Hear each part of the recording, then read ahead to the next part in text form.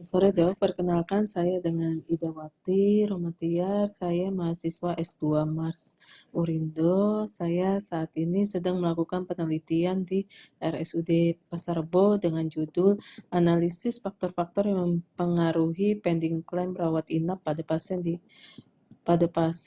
CKN di RSUD Pasar Rebo. Nah, pada kesempatan ini saya akan melakukan wawancara terkait Cashmik ya Dok ya. Nah, saya isi dulu namanya, inisial ya. Saat ini berdinas di Cashmik ya Dok, dengan jabatan Administrator kesehatan.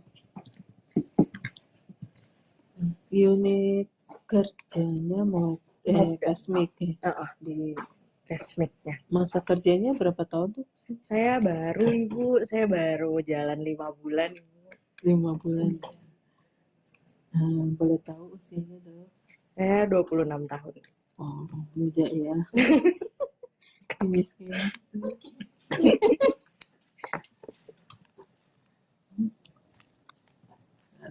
Kok 26, 27 ya? 26, 27 lah Bu. Lupa ya Dok. Maunya. Kebanyakan ini ya Dok. Jawab klaim.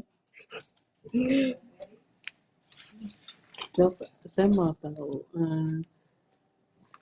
di sini kan ada pengajuan klaim CKN. Kalau saya boleh tahu bagaimana alur pengajuan klaim CKN dari awal hingga akhir. Jadi dari awal pasien itu masuk rawat inap sampai dia pulang. Baik, kalau dari saya memang saya baru 5 bulan ya Bu, tapi dari awal memang sudah diterjunkan untuk menjadi verifikator. Kalau dari yang saya tahu sendiri, sebenarnya dari pasien di ruang rawat inap itu kan sudah dilakukan resume medis oleh dokter spesialisnya, DPJP-nya. Lalu setelah dilakukan resume, berkas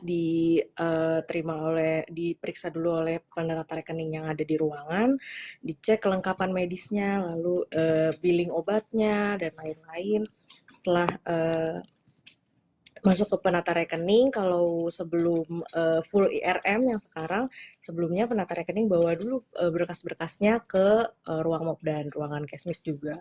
Nah, setelah kita terima berkas-berkasnya, lalu kita sebagai verifikator kita periksa kelengkapannya, lalu kita periksa juga sesuai dengan kaidah BPJS dan juga kaidah coding.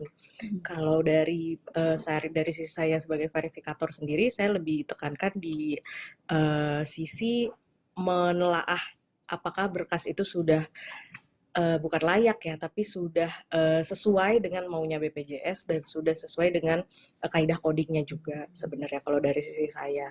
Lalu setelah saya verif dan sudah yakin akan dikirim ke BPJS, lalu di coding kembali sesuai dengan kaidah coding dengan tim coder namanya. Itu juga ada di dalam ruangan Mobdan, kebetulan di Rumah Sakit Pasar Rebo ini. Jadi kita bisa saling kerjasama, kita saling sharing terkait codingan itu tuh seperti apa sih. Setelah di coding, lalu ada tim administrator klaim rawat inap khusus. Jadi, nah itu juga kita dalam satu ruangan dicek kembali, ini jadi saringan ketiga ya, saringan terakhir untuk mengecek apakah berkas itu sudah lengkap atau belum dari sisi administrasi pastinya dan juga sampai ke resume medis yang sesuai seperti itu sih. Kalau dari alur singkatnya ya sebenarnya, dari alur pasien pulang. Terus berarti kalau dari pasien pulang sampai dikirim ke BPJS Kesehatan berapa lama itu? Kalau pasien pulang sebenarnya kita kirimnya kan 1 bulan setelahnya, di awal bulan, di bulan setelahnya. Jadi misalnya dari tanggal kemarin kita kirim, mungkin yang bulan sekarang ya, misalnya kita dari 1 Januari sampai 31 Januari kita akan kirim di bulan H+1 bulan setelahnya, di awal bulan, yang biasa kita kirim di tanggal 8 sampai tanggal 9 di bulan setelahnya. Seperti itu. tergantung target sebenarnya. Dari atasan kan juga memberikan target ya, lebih cepat lebih baik ya Bu ya, seperti itu. Terus ada kendala utama nggak yang dirasakan baik secara internal maupun eksternal? Kalau dari kendala sendiri, kalau dari sisi saya yang saya pegang pasti resume, ya Bu, resume dokter spesialis sebenarnya. Bukan terkait dengan tidak lengkap. Pasti kan kalau dokter spesialis tidak megang hanya satu pasien ya. Pasti dalam satu dia meresum pasti langsung semua pasien, tidak lengkap seperti itu. Dan juga diagnosanya yang tidak berubah dari awal perawatan sampai dia pulang gitu, pasiennya pulang, itu satu. Dan juga dokternya menumpuk resumenya di akhir, misalnya sudah akhir bulan nih seperti sekarang, resumenya ditumpuk di akhir, dikerjain semuanya. Nah, kita di verifikatornya kewalahan untuk mengejarnya karena sudah dari awal dia baru dari pasien pulang tanggal 1 baru diresum sekarang tanggal 26 seperti itu. Mungkin lebih ke penumpukan resumenya. Dan sekarang kan sudah full IRM ya Bu, jadi sebenarnya kita ngejarnya juga lebih cepat karena kita nggak perlu menunggu penata rekening untuk antar berkasnya secara fisik gitu. Sebenarnya sih lebih yang tersolusi sebenarnya dari sisi itunya sih, efisiensinya ya sebenarnya. Efisiensinya ya. Terus berarti kalau dalam proses verifikasi internal siapa yang saja yang terlibat tuh? Kalau dari verifikasi internal sendiri kita bertiga Bu, ada saya, ada dokter Rivia juga, dan ada dokter Noni. Sekarang dokter Noni kan megang PLT mobilisasi dana ya, jadi tentu saja bercabang, jadi lebih banyak di dokter Rivia dan saya sendiri seperti itu. Terus dalam proses verifikasi internal banyak yang ini enggak yang nggak lolos verifikasi? Nggak lolos dari sisi administrasi? Semuanya, berapa persen yang nggak lolos ketika diverifikasi? Kalau dari pasien rawat inap sendiri lebih ke kita membuat itu menjadi lolos verifikasi ya sebenarnya Bu. Jadi kita membuat supaya pasien itu sesuai dengan apa maunya BPJS sebenarnya ya intinya. Jadi diusahakan supaya yang harusnya misalnya kaidahnya seperti ini, tapi kan penilaian medisnya dokter spesialis juga kita tidak bisa salahkan ya Bu ya, karena memang dokter spesialis kan tidak belajar coding juga, dan penilaiannya mungkin lebih ke arah untuk recovery pasien dan lain-lain. Kalau dari sisi kita sih nggak ada masalahnya untuk itunya ya. Ada nggak sekitar 90% di lolos verifikasi internal di awal sebelum dilolosin? Lebih ya? Lebih sih pasti. Pasti, soalnya baik secara sistem maupun SDM-nya ya. Nah, untuk menurut dokter sendiri, klaim pending yang paling sering terjadi di pasar foto apa ya? Klaim pending pasti dari, kalau kita kan sekarang sudah memfiltrasi aspek-aspek pending yang datang ya Bu. Biasanya dari aspek administrasi, aspek medis coding, medis administrasi. Yang paling banyak pasti dari medisnya sih. Karena ketidaksesuaian dengan syarat-syarat BPJS dan juga yang kita kirim ke BPJS seperti itu. Yang paling banyak medisnya sih. Nah, itu kan orangnya cuma segelintir itu ya Dok ya. Kalau untuk penanganan klaim pendingnya sendiri gimana nih cara ngaturnya? Kalau untuk mengerjakan pending pasti kita tidak sempat harus sempat ya Bu ya. Jadi kita harus kita kerjakan di sela-sela waktu memverifik, dan kita juga yang mengerjakan itu, nggak ada orang lain juga. Yang lembur ya? Lembur ikhlas. Lembur ikhlas. Jam kerjanya jam ditambah. Ada target nggak berapa waktu yang dibutuhkan untuk menjawab klaim pending? Kalau menjawab klaim pending, yang pasti waktunya tidak sampai expire ya Bu ya, tetapi lebih cepat untuk mengirim setelah kirim reguler ya. Jadi kirim reguler, pasti kita langsung kirim pendingan. Terus kalau tadi kan banyak yang menyebabkan klaim pending. Nah, untuk koordinasi di rawat inapnya itu gimana cara dokter? Supaya misalnya terkait kelengkapan dokumen kan biasanya pada proses rawat inapnya biasanya gimana? Sebenarnya kalau dari sisi alur kerjanya sebenarnya kita akan konsulkan ke MPP. Kan di ruangan pasti ada manajer pelayanan pasien ya Bu ya. Ada MPP yang mengatur alur pasien dirawat inap. Sebenarnya MPP yang bertanggung jawab sebenarnya untuk apa-apa aja sih yang terjadi di selama pasien itu dirawat sebenarnya.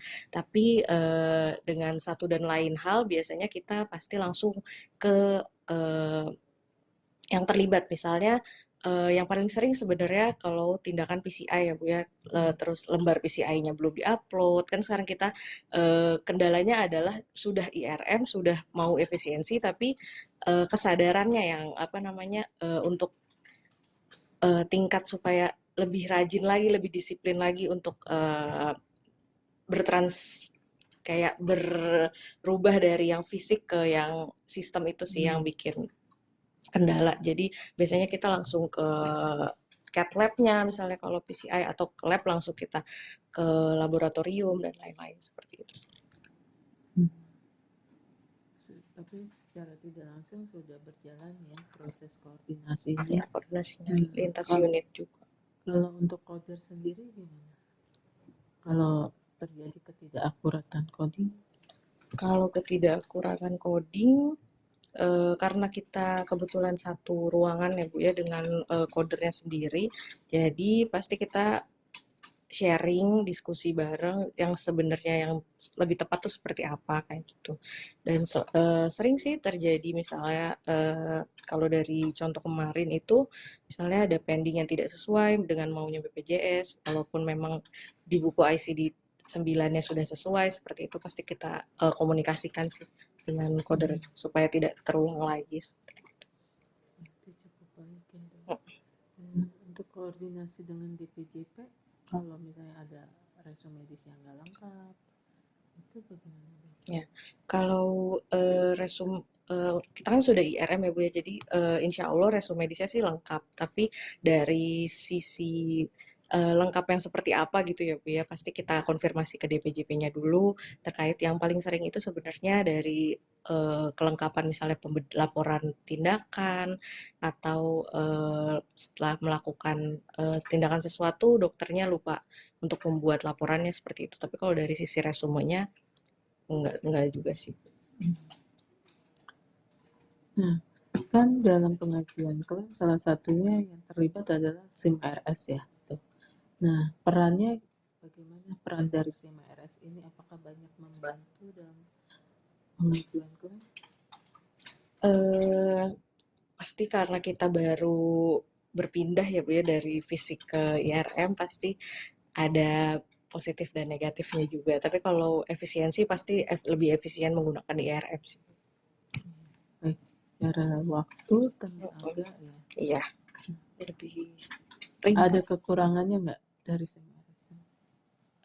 Kalau dari SIM RS-nya pasti mungkin kayak lebih ke SDM-nya sih Bu. SDM-nya yang tidak menggunakan SIM RS itu dengan baik. Ada usulan perbaikan dengan aplikasi yang disediakan untuk SIM RS?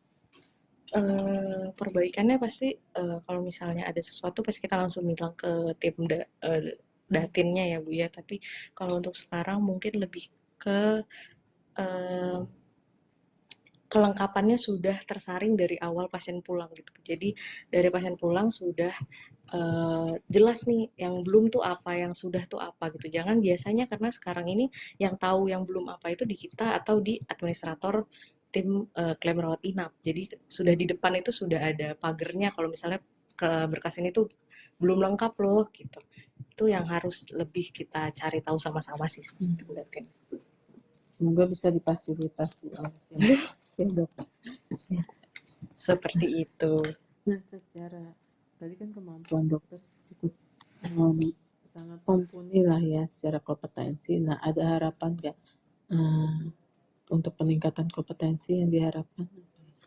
Dari saya sendiri, sebenarnya Pasti ada ya Bu ya, saya mungkin lebih mendalami terkait dengan karena kan per coding-codingan ini berkembang terus ya Bu ya, berkembang pesat. Jadi mungkin lebih ke per codingannya, lalu IDRG mungkin itu yang akan yang bisa pelatihan terkait itu. Karena tidak menutup kemungkinan pasti terus berkembang ya Bu ya. Oke, terima kasih ya Dok Terima atas kasih. wawancaranya sore hari ini. Semoga hasilnya bisa saya teliti dan bisa digunakan Semangat untuk orang banyak ya. Terima kasih Oke, Dok, selamat semangat. sore.